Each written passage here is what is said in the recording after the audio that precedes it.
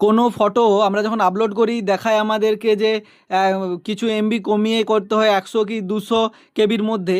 দেখো এখানে আমাদের একটা ফটো আমি যেটা দেখাচ্ছি, এখানে দেখো 225 কেবির মধ্যে ফটোটা আছে। ধরো কোথাও 200 কেবির মধ্যে আপলোড করতে দিল, তখন সেখানে আমরা সেই ফটোটাকে কিভাবে তার এই সাইজটা কমাবো, তো সেই সম্পর্কিত আজকের ভিডিওটি কিভাবে কমাবে দেখে নাও। প্রথমত তোমাদেরকে গুগল প্লে স্টোরে গিয়ে সার্চ করতে হবে। কিউ রিডিউসড লাইট বলে একটা অ্যাপস আছে, সার্চ করে এই যে অ্যাপসটা তোমাদেরকে ইনস্টল করে নিতে হবে।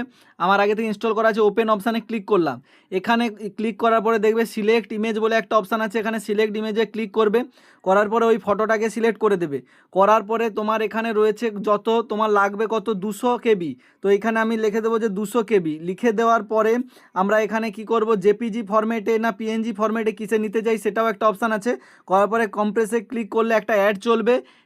অ্যাডটা শেষ হওয়ার পরে তোমরা দেখতে পাবে তোমাদের কাছে যে এই সেভ অপশানে ক্লিক করে দিলে দেখবে 176 কেবির মধ্যে হয়ে গেছে। তো এই ছিল আজকের ভিডিও। যদি ভালো লাগে অবশ্যই শেয়ার করে এভাবে তোমরা ফটোর এমবি কমাতে পারো।